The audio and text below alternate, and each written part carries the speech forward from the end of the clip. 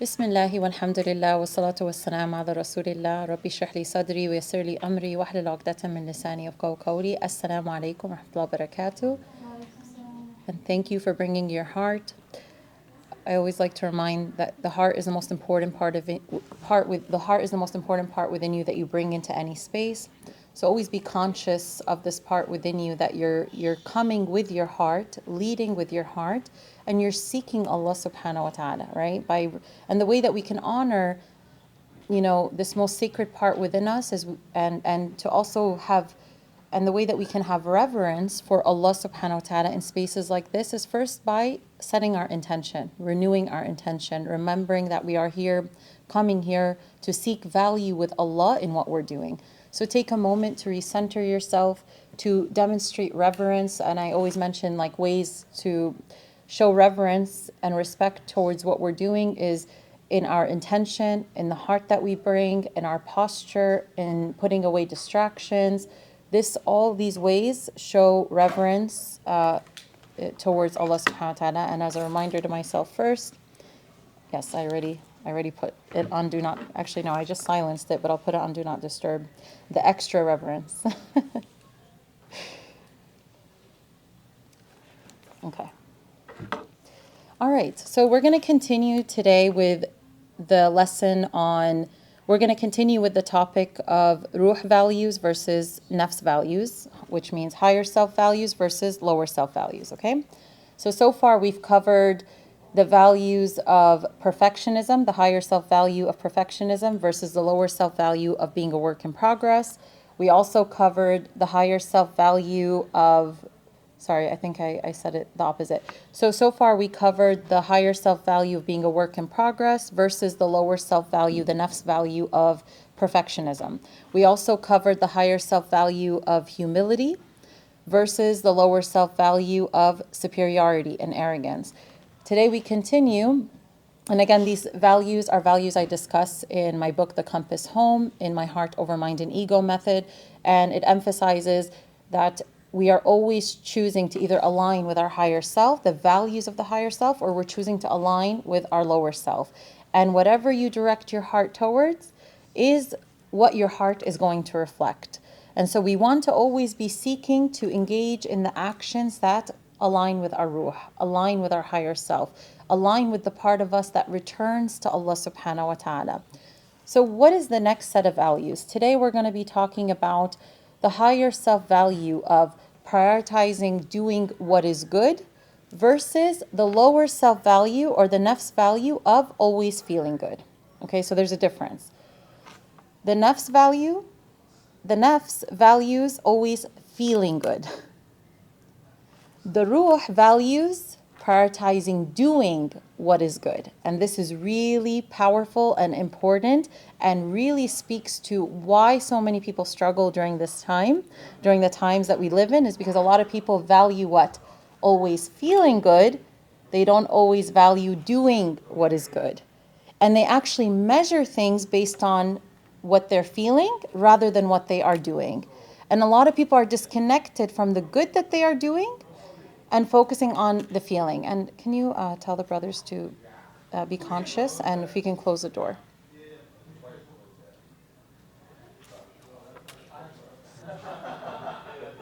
Kaman laughter. Well,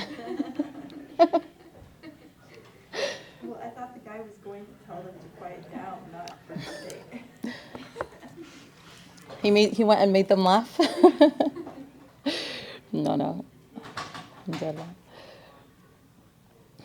Great job. Okay. So again, the lower self-value, the nafs value the nafs value we want to disconnect from is prioritizing always feeling good.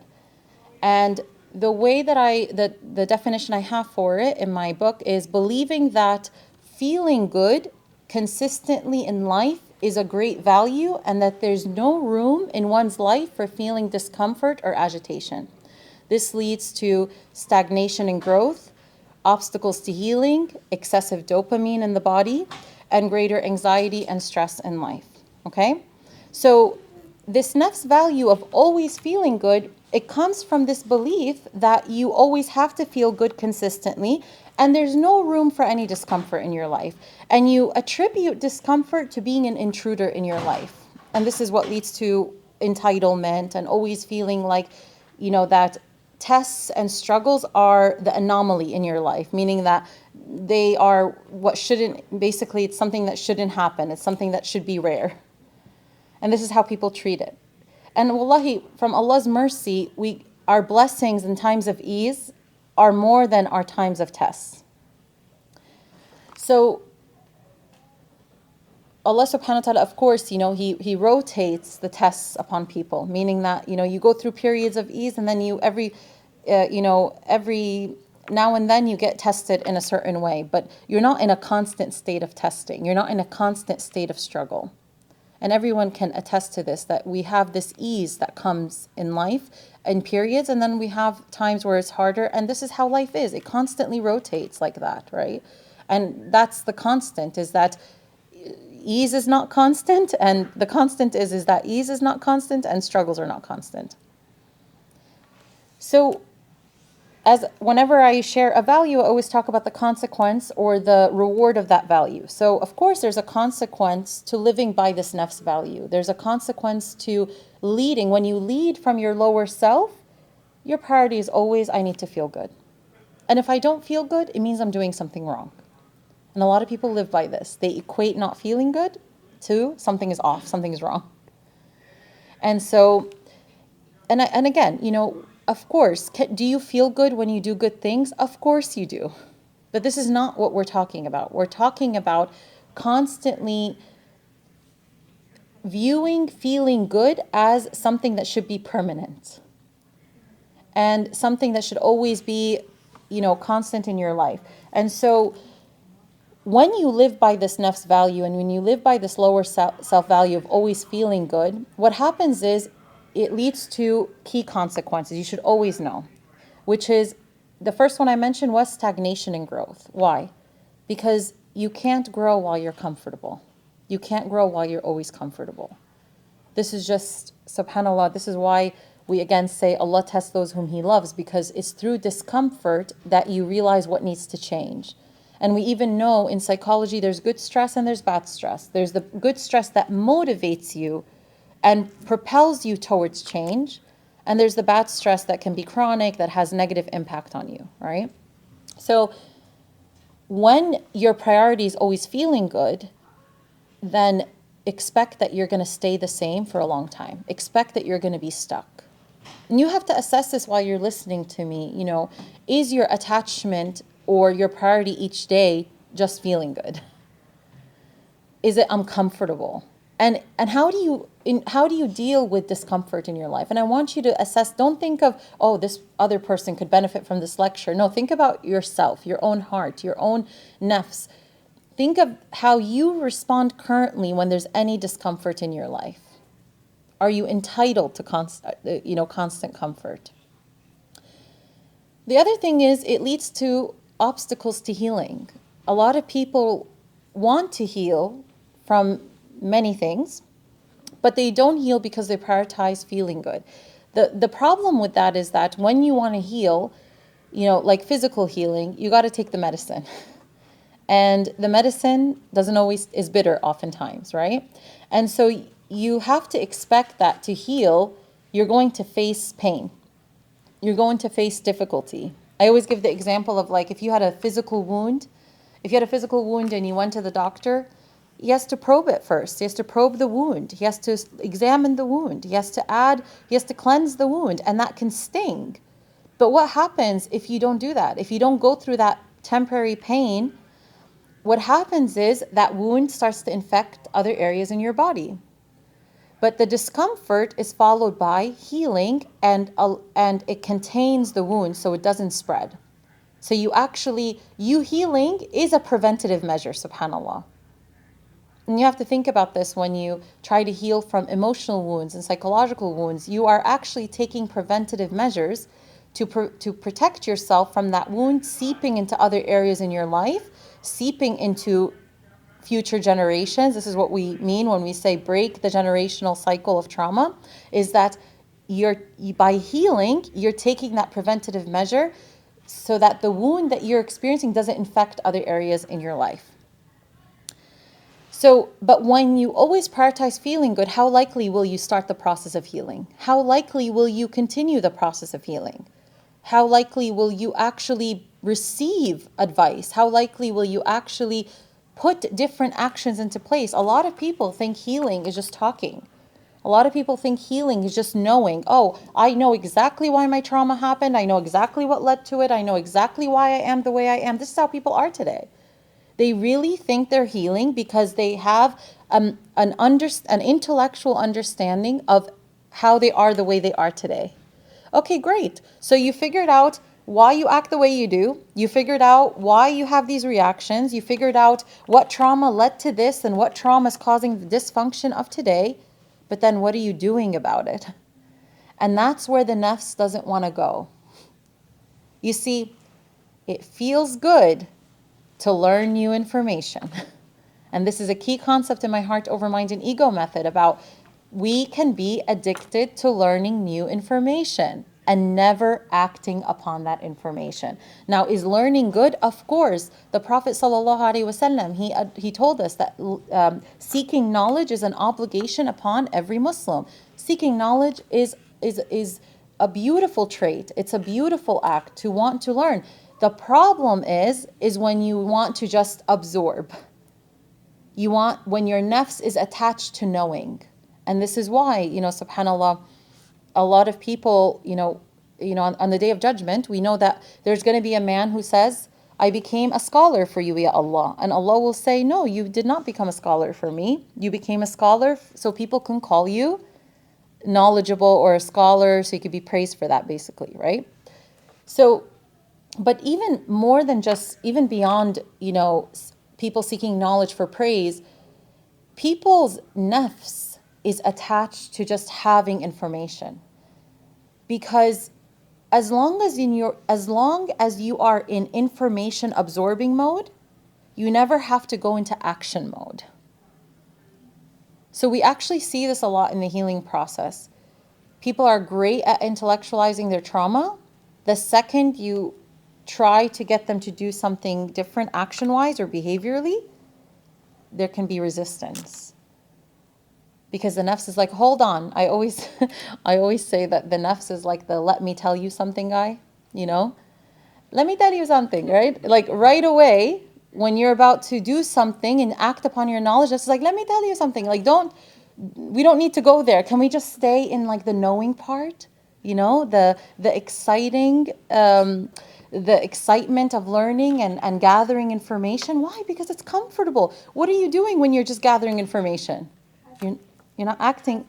It's passive. You're not acting. You're not acting upon that information. So, and again, I just want to clarify that I'm not minimizing self-awareness. I'm not minimizing knowing yourself and knowing and seeking knowledge and learning about, what you need to learn about trauma-wise or your healing process. I'm not minimizing that. But you shouldn't worship that and you shouldn't center around that, and that shouldn't be the only priority. You shouldn't stay there forever. You have to go beyond and you have to ask yourself, what am I doing about the knowledge that I am seeking? And this is what was exemplified to us by the companions, radiallahu anhum, is that they did not seek knowledge except to act upon it. They would take a few verses at a time and go and sit with it and try to implement it, deepen their understanding of it and then come back for more. Today, we live in a time where our absorption is abnormal. It's abnormal. I was reading up on, I saw an article about the perception of time, and and the article was saying that part of the reason why time is is much faster these days is because of how much information we're absorbing online, because everything you absorb becomes like episodes mentally, and so they're so frequent that that's actually contributing to how fast we perceive time because of the amount of absorption we are intaking, right? Amount of information we're absorbing. So I thought that was interesting because what does it do is it's that when you absorb information, it gives you the perception that you're passing like more time when you're absorbing actually a lot in a small amount of time. Does that make sense? So it's interesting. I have to look more into it. I'm not like saying I this. feel like scrolling like in Instagram, it gives you the gratification that you are achieved something, but you actually didn't do it. But when you see people are doing it, I'm not sure. I'm not sure. I have to look into it, but I thought that was interesting.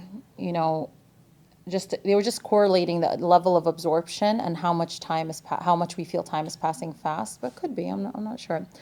But by the way, I'll take questions at the end. oh, okay, all right, maybe I keep it till the end. Yeah. Okay. Inshallah. Because then we'll never get done. So, but the main point here is that you actually deprive yourself of so much joy and peace when you just stay in the knowledge, in the information absorbing mode. And I mentioned in my book, one of the key concepts that really, played a role in my path in doing this work is that there's a difference between information and knowledge. And one of my teachers used to say that information only becomes knowledge when it reaches the heart. So a lot of people are just happy living up here. And this goes back to the concept of not leading from the mind and leading from the heart.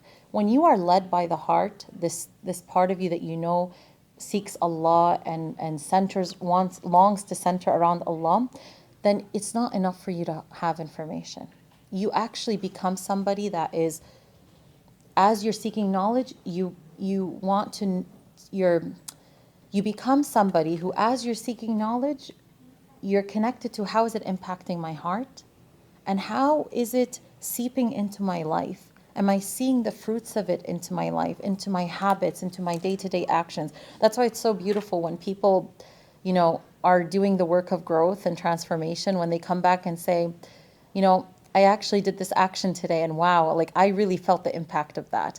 It's so different to someone who's just like in that intellectualization mode. The people who actually are putting the effort to implement what they're learning, they have the biggest return. They're like, oh, that's what it feels like to apply this concept. That's what it feels like to act upon this concept. I always, one of the things I learned in my own life is that experience and action is the bridge between what you know and you actually being transformed by what you know. You know what I mean? So you know something on one level, and then Allah puts you through an experience, and I'm sure you've all had this, like basically your experiences and your actions are the bridge between you having information and you having knowledge in your heart. Between you having information in your mind and you having true knowledge in your heart. That's why when you know something and Allah gives you information, okay, don't assume that you know it yet. And I'm sure you've all had these experiences, like take the concept of patience, right? You're like, oh, I know what patience is.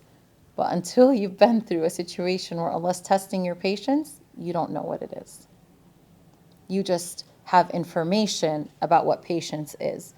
But experience and action, meaning you acting upon that knowledge and that information, is what truly solidifies that knowledge. It becomes a truth in your heart now. For example, when we do nervous regulation work with our clients, it's easy to sit and talk about, well, I mean, it can be hard too, but it's easier, I would say, to talk about actions you have to do to regulate your nervous system. It's so much harder in the moment when you are triggered, right? And so I'm sure everyone in this room knows what it feels like to be triggered, right? And in the moment is really the core work. That's when you roll up your sleeves and you're like, okay, I got to practice this, because these are opportunities for you to actually implement what you are learning. Okay, well, let me remind myself, let me pause, let me take a deep breath, let me remind myself of the truths that I've been learning. Let me let me turn to Allah in this moment. It's always harder to do it when you're triggered.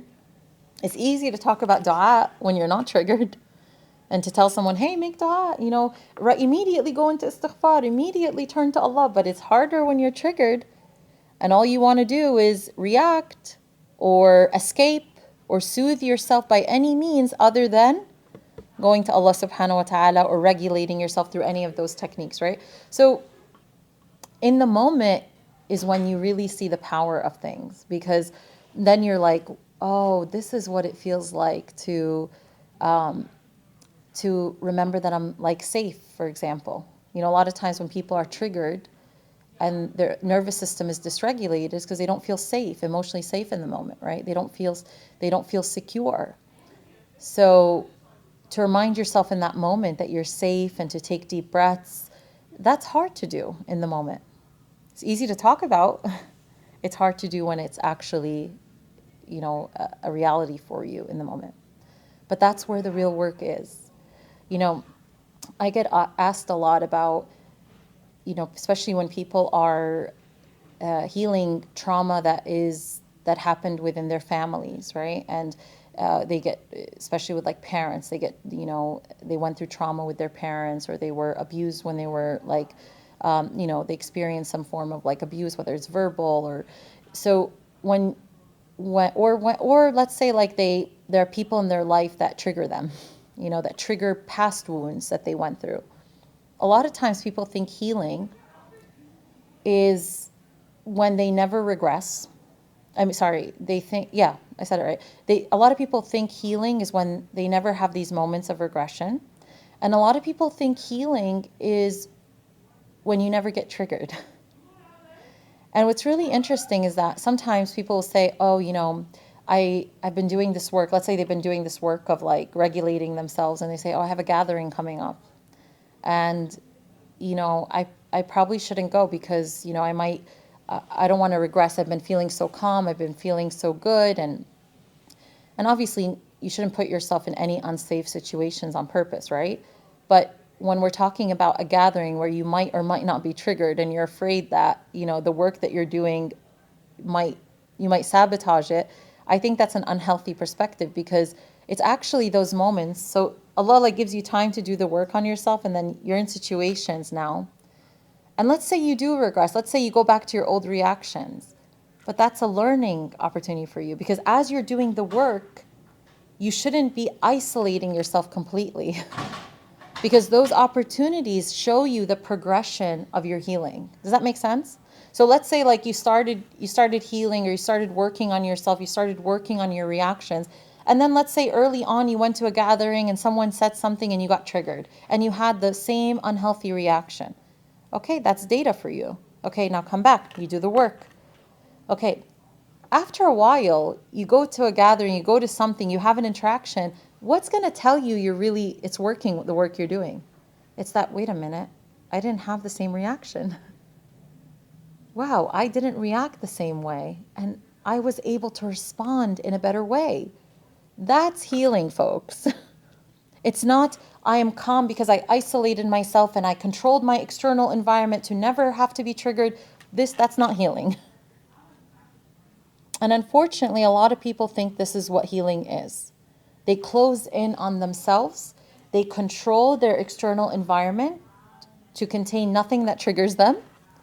And they think that is what healing is. But healing is internal. It's about your ability to regulate the world within. It's not about your ability to control the world outside of you. So healing is an inner game. It's an inner focus. And that's what really gives people peace. It's that recognition that I'm in control of what I do. I'm not in control of what other people do. And and I have this power to interpret things differently and to respond and to change the way that I react to situations that I previously perceived as harmful, or maybe because of past experiences, you think that you're in the same position as you were in past experiences, so you interpret every other situation like that when it isn't. So it's a complex thing, but you don't heal when you don't do anything differently. So it's through trial and error that you actually recognize, wow, I am progressing. It's not linear. It's not like a straight line that just goes up. No, healing is not like this, one straight line. It's you go up, down, you go up, down, up, down, but you're still going up. Okay? And this applies to growth, applies to transformation. But when your priority is always feeling good, what's going to happen is you create this bubble around yourself and you close in. And that's what I see a lot of people doing now. A lot of people are more isolated than ever in the name of I'm healing. You know, and of course, everything is about balance and everything is about giving everything its right. And you can take protective mechanisms, especially early on, especially if you are around people that are harmful or do say things that are that put you down or things like that. Of course, then you can take those preventative or those protective steps. But be careful of taking things to an extreme where you just close in on yourself. And then, you know, the excessive dopamine I was referring to is that every time you learn new information, your brain releases dopamine. But what's happening is now that dopamine that was released that makes you feel good, you don't act upon it, you wasted that. And what's happening in people now, they have excessive dopamine production in their body. And anything excessive is not helpful, subhanAllah. So, information and seeking knowledge is designed to be acted upon. And when you don't, you suffer the consequences. You become somebody who's scattered mentally. And a lot of people, I'm telling you, they just have so much information now, and they look to their life and their life doesn't see the fruits of it. So this is a reminder to myself first and to you to make sure that you are taking information, knowledge, step a few at a time and trying to implement it. Even if today you take one thing that you learned today and say, I'm going to implement it, I'm going to act upon it. And then to monitor your consumption, because, you know, in 1 minute you could absorb like 5 different videos or even more now of positive content. It's not like it's not, you know, positive. But then you close your phone, and I'm sure you can attest this. You feel good in the moment, right? You're like scrolling. It's become an addiction for so many people. But then afterwards, why do you keep scrolling? Because it feels good to receive another new bit of information. And then you have to, what happens when you put your phone away? After all this exciting information you just gained? The shift from that to this, it goes from excitement to dullness. And that's why a lot of people have a hard time getting back to their life. And that's why they call it doom scrolling, because it can be never ending, because you keep giving yourself all this, you keep experiencing this dopamine, and now you got to get back to your life. And how many people are going to look at their life as having something to offer them when they are on their phone for an hour or 2 hours? A lot of people now look to their life as it's dull, it's like boring. There's nothing to offer me. And you actually have to actively break that cycle and say, you know what? I want to experience what it's like to not be on my phone today. And then you're going to feel alive. You're going to be like, whoa. Like I mean, I'm sure, I think we've all reached a point where the phone has just become, you don't even think, and you're like, how did this phone get back in my hands? Like I literally put you over here, you know, and now I'm holding you again. So I'm telling you, we have to fight for ourselves in these times. You have to actively be intentional and say, you know what?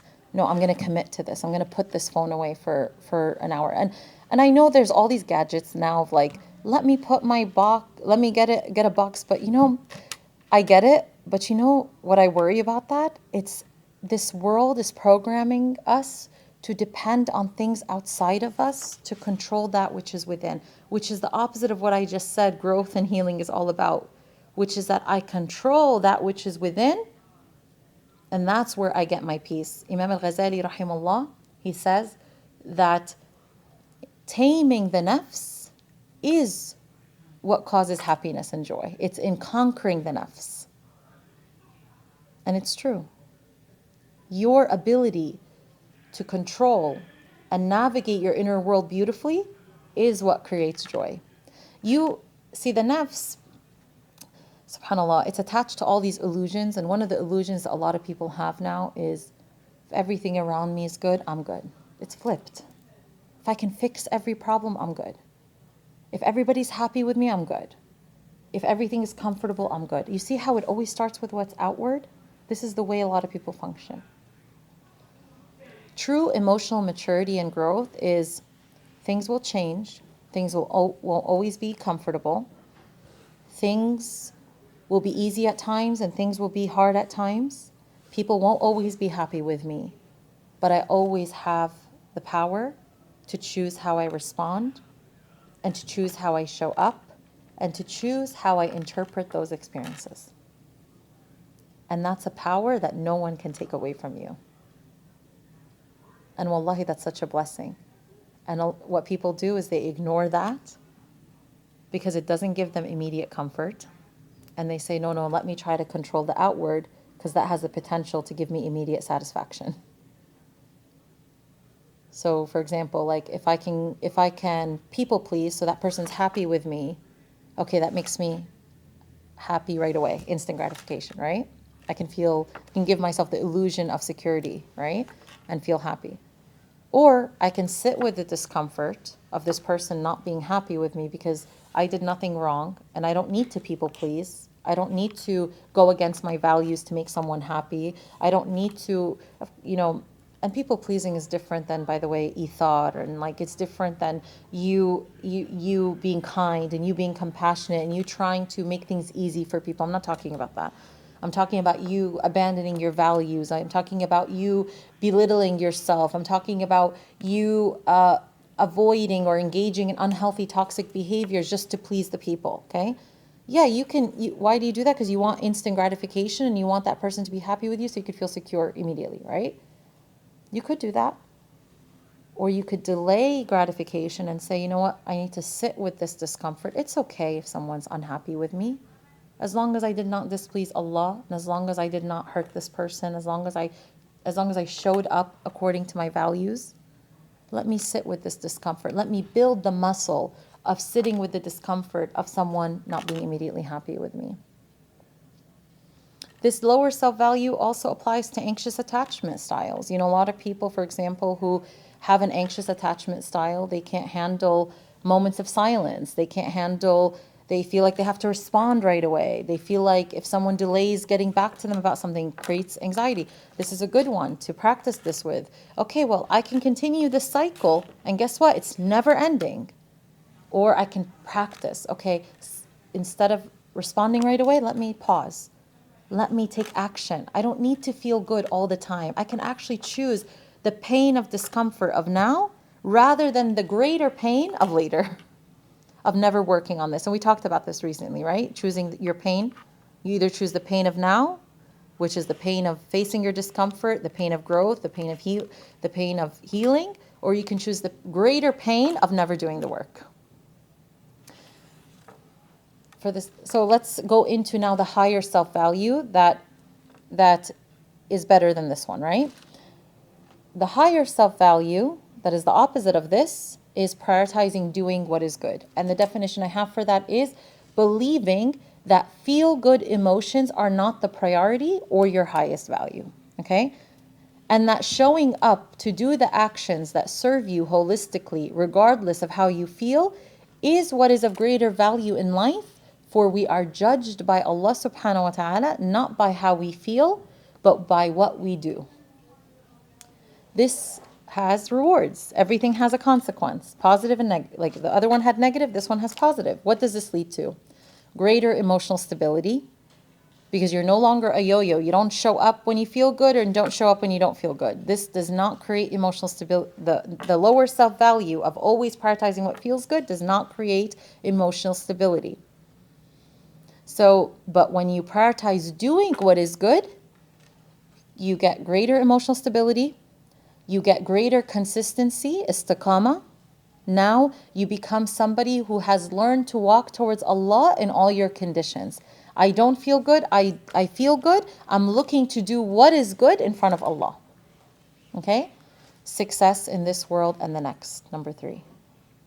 Because now you got the formula. The formula is look for the good to do. And the thing is that people think that they always need to feel good to do good.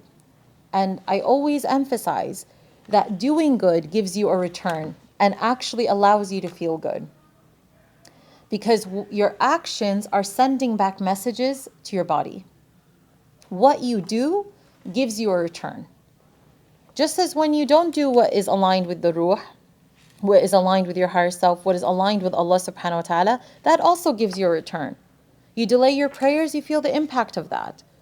You treat someone badly, you should feel the impact of that. And if you don't, if you are doing things that you know are displeasing to Allah and you don't feel the impact of that, be careful. You're treading into dangerous territory. Because this heart was given to you as a superior navigation system to tell you when you are off track. Guilt is not always bad, guys. The world we live in teaches people all guilt is bad. You should never feel guilty for anything. No, guilt is a rahmah from Allah subhanahu wa ta'ala. Now, excessive guilt, that's destructive and that can lead to, problems, right? But when we talk about this natural reaction of feeling guilty when you do something wrong, that's a rahmah from Allah. Allah has given you this ability to detect when you have gone against your soul, gone against your ruh, this higher self within you. And this is what Allah subhanahu wa ta'ala tells us in the Quran. O my servants who have transgressed against themselves or against their soul, do not lose hope in the mercy of Allah. So sinning is equated to what? You going against your soul, you going against yourself, you going against the sacred part within you. So prioritizing doing what is good is what's going to give you a great return. And this is something, by the way, we have a lot to learn from the older generation. The older generation, teach us this beautifully.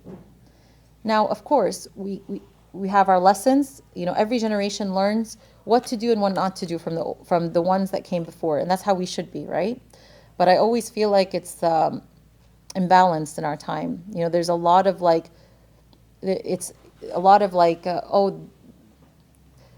how can I say, it's like a lot of we only took the negative, we only or they have nothing to offer us, which is really destructive to our generation as well and the younger generation. Because if you only look at the older generation as they're teaching us what not to do, you lack maturity, by the way. Because emotional maturity is you recognizing that you can learn from everyone. Emotional maturity is you recognize you can learn.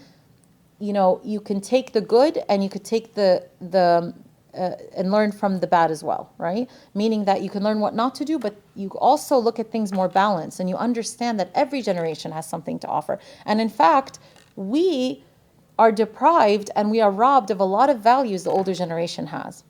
And one of the greatest values they had is that they did not do things based on, they were not worshiping how they feel, the way the younger generation is now.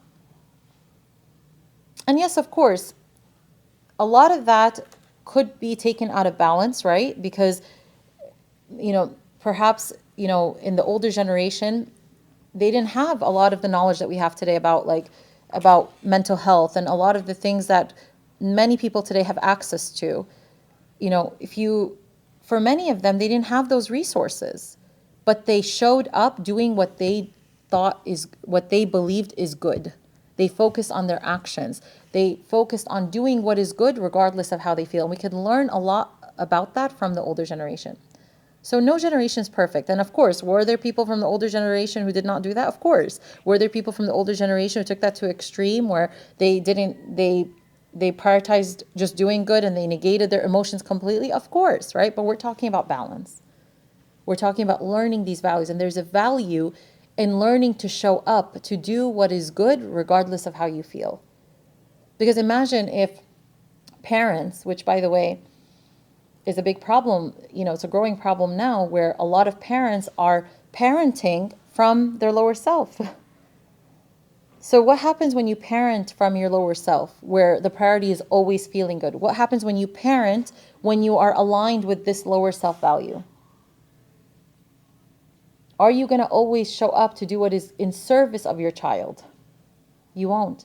Do you know how many times I've had to tell parents in the younger generation, meaning not the older generation, like of people, parents in their 30s and 40s, right? Telling them, you know how many times I've had to say it's okay that your child doesn't like you all the time. It's okay that you're not liked by your child when you are giving a consequence. It's okay that you are acting and you're taking an action that is good for your child that might make your child sad. Do you understand that a lot of people now are trying to parent in a way that avoids their child being sad? So, of course, parents shouldn't want to make their children sad. But if your priority is, I want my child always happy with me, it's like people pleasing, but with their children. It's like, please approve of me. Please approve of me. But you're going to compromise actually what you're teaching your child. You're going to compromise your parenting. Because there are times, and by the way, leaders, teachers, parents, anybody who's in a position of service, okay? If your goal is to please people constantly, you will compromise your position. You will compromise your service. You won't say the truth at times because you say, oh my God, the truth is going to hurt people. You won't stand up for what is right because people might be upset with you. So a lot of times now parents are struggling with this, whereas the older generation, I'm sure you've seen all these videos of like the older generation versus the younger generation, but the older generation is like, I'm not your friend, meaning like when you're there's a certain stage where you are instilling values and you're molding your child. If your child views you as that's my buddy from school, your parenting is compromised. Now, does that mean that you shouldn't be compassionate and merciful and be a safe space for your child? Of course it doesn't mean that. You should. A parent should be a safe space and be compassionate, be merciful. But we know in the parenting styles, the most successful parenting styles amongst all the parenting styles, from harmful to most positive, the most positive one is the one that has high structure, high control in a good way, and high affection. So when we look at that, it's balance. Children need that. They need to know that they look up to their parent to have control of the situation, to create structure. So let's look at, so this is called authoritative parenting, right? You have, there's another one where it's high permissive parenting, high affection, high mercy, high like expression of love, low structure, low, control. Destructive. This is actually one of the most common ones I feel nowadays. It's like, I don't want to put structure because I don't want to be disliked. I want to be the fun parent. I want to be the cool parent. So what happens to people is they go from one extreme to another. And extremes are always destructive, right? So, but again, this concept of always feeling good and living by this nafs value, this lower self-value of, I always have to feel good, it really compromises a lot of other areas in our society today. It compromises parenting, it compromises respect, it compromises you respecting yourself and showing up for yourself. A lot of people now struggle with consistency and istiqamah and seeing the fruits of their work because it's like they're expecting that they show up once and they should feel good right away. But that's not how it goes. So you have to set for yourself, what are my values? What do I claim to value?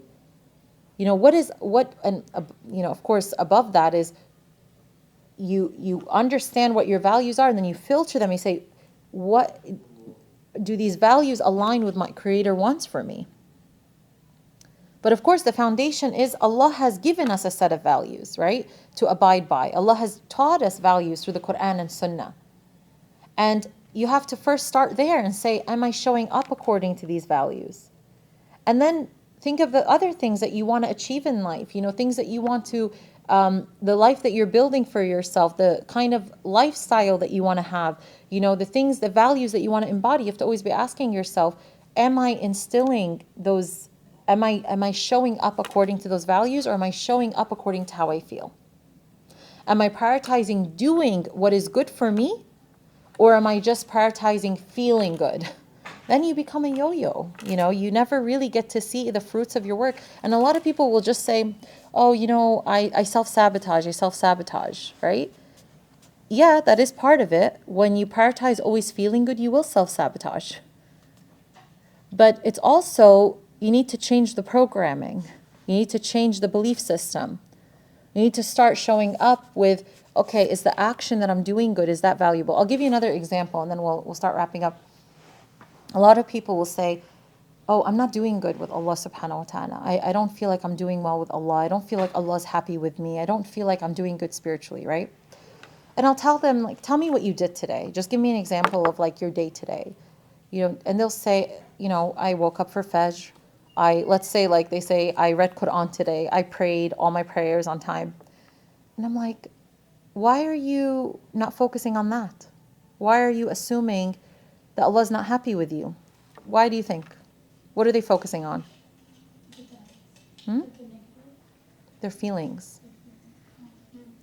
Okay, like for example, one of the things I tell my students is, when you pray, after you pray, remind yourself that you, like, especially if you struggle with like feeling low or feeling like nothing is good enough, if you struggle with feeling like, I prayed but I don't feel anything, that kind of thought process, stick to the facts. Ground yourself in your actions. Meaning what? What did I just do? I obeyed Allah. What did I just do? I completed a prayer. Alhamdulillah. Because shaitan wants you caught up in your emotions. I want to emphasize this. Emotions are gifts from Allah subhanahu wa ta'ala. They serve a purpose.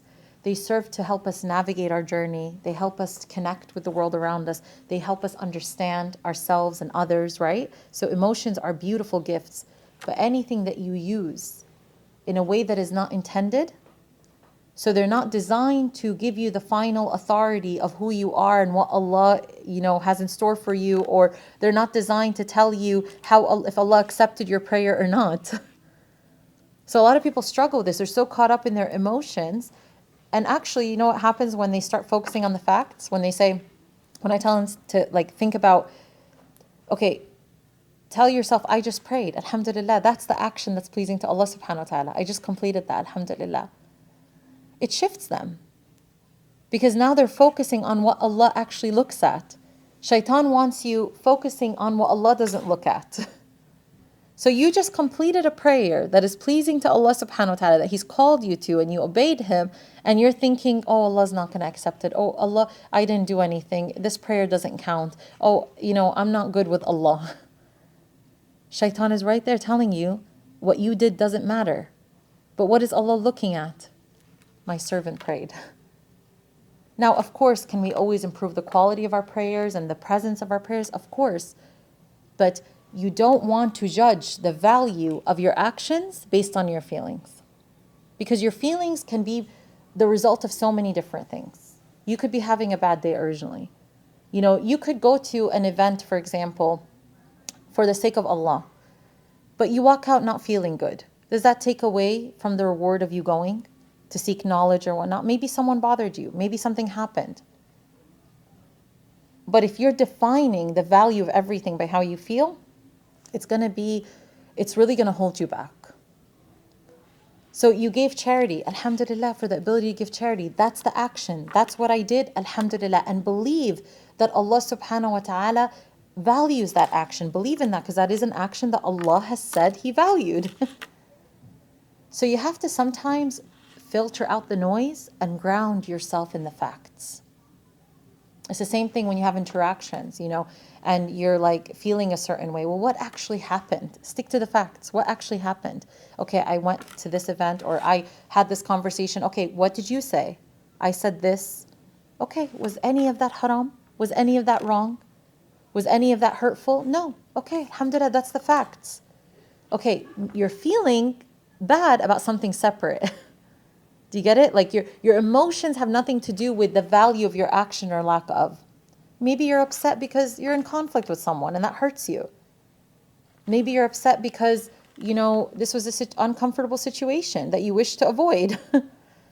But does it mean that you did something wrong because you feel bad? No. So you always have to ground yourself. Shaitan wants things noisy. Allah gives you clarity. You have to filter out the noise and say, what is the truth? What actually happened? What did I actually do? How did I show up? And then, of course, you apply this to your goals, right? To the things that you're working towards. Am I showing up to do what is good? Or am I only showing up when I feel good? This is why the key concept in the H.O.M.E method is walk towards Allah in all your conditions. This is a muscle, a lifelong muscle that we're building. I want to build this muscle of, I feel good, I walk towards Allah. I don't feel good, I walk towards Allah. I'm sad, I walk towards Allah. I'm happy, I walk towards Allah even more because Allah gave me energy to walk towards Him. The destination is Allah. Everything else, my thoughts, my emotions, everything else is a means. My experiences, they're a means. Okay? So lower self-value is? Your feelings. No. Always feeling good. Prioritizing always feeling good. That's the nafs value. The nafs always is attached to feeling good. What is the higher self-value? The value that aligns with your ruh value? Knowing what is good? No. Do what Well, it leads to it. Knowledge leads to prioritizing doing what is good. Acting in accordance to your knowledge of what is good. Okay? And how you show up. And Allah subhanahu wa ta'ala tells us in the Quran, is he who is upon a proof from his Lord, like those whose evil deeds are made to appear good to them and they follow their whims.